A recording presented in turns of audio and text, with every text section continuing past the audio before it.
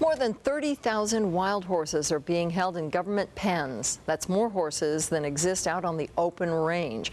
Critics say the reason is that the BLM, which is supposed to manage wild horses in burrows, instead spends most of its budget on roundups and very little on adoptions. Are the charges true? The I-Team's George Knapp decided to find out. Well, put it this way, Paula, suspicions confirmed. No matter where you stand on wild horses, for or against, your tax dollars are being spent in this program. We filed a Freedom of Information request with the BLM back in February to find out what they spend on the wild horse program. It took until August to get the answer. And then the spin campaign began, courtesy of BLM Nevada's top wild horse official, whose statements to us were simply incredulous. And this last 3 days, without question, has been the highlight of my career.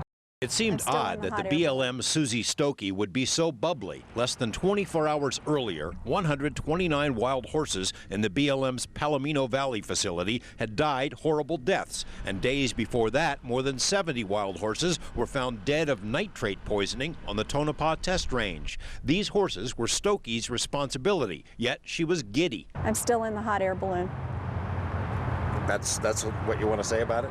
It's the highlight of your career? It was awesome. The reason Stokkes was so stoked, despite the deaths of more than 200 horses, is the success of a horse adoption event.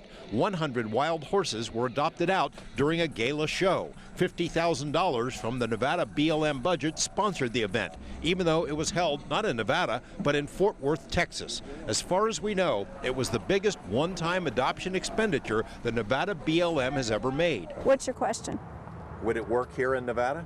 Are you saying why didn't we hold the event in I've asked that Nevada? A couple of times. Yeah, why didn't you hold it in Nevada? I'll tell you why. Okay.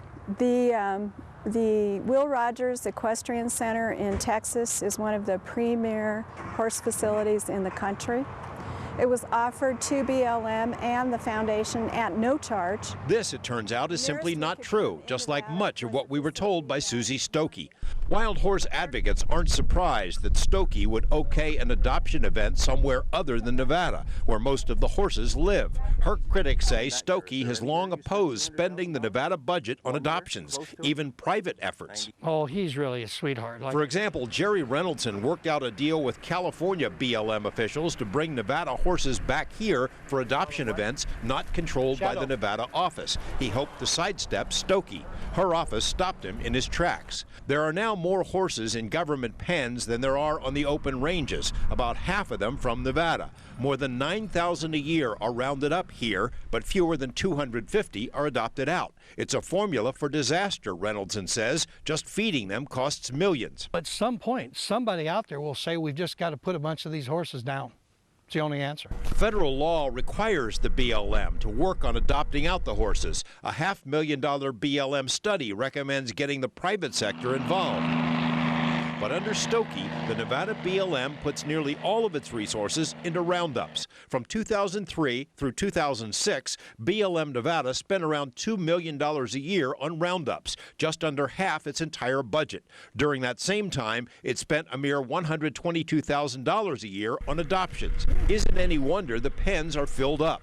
Contrary to what Washington BLM told us, Stokkes says she spends $200,000 a year on adoptions. Did you spend $200,000 in any of those 3 years on adoptions?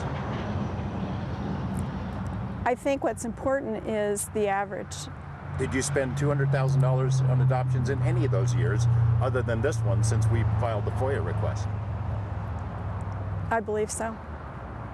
Could we get those numbers from you? They're right here. But the numbers didn't add up. During the I-Team's 7-month wait for budget information, Stokkes inflated the 2007 adoption spending to more than $500,000 by adding in $400,000 in grants that will be paid to 2 organizations over the next 5 years. She said a Las Vegas horse group was paid $50,000, but it only received $10,000. So it's not all at once. So it's not all at once. And why does Nevada spend so little on adoptions? Because Susie Stokkes sees things this way. Our market is not in Nevada. We're the supply, And our market is in states with larger populations. This decision to let other states handle adoptions wasn't made nationally, but rather by the Nevada managers. It means there's a pittance for adoptions, but plenty of money for roundups, and thus the pens are always going to be full. On our website is a more complete version of this interview with Ms. Stokkes. We hope our viewers will take a look at this because we believe it speaks volumes about the attitudes of the people who call the shots in this program. Tomorrow at 5, what about those range studies used to justify the roundups? We've got some information on those. Ms. Stokkes had to have this event in Texas because of the facility. Maybe she hasn't heard. We host a little equestrian event here called the National Finals Rodeo. Yes. That seems to do just fine. Yes, it does. Thank you, George. We'll see you at 5 tomorrow. Sure.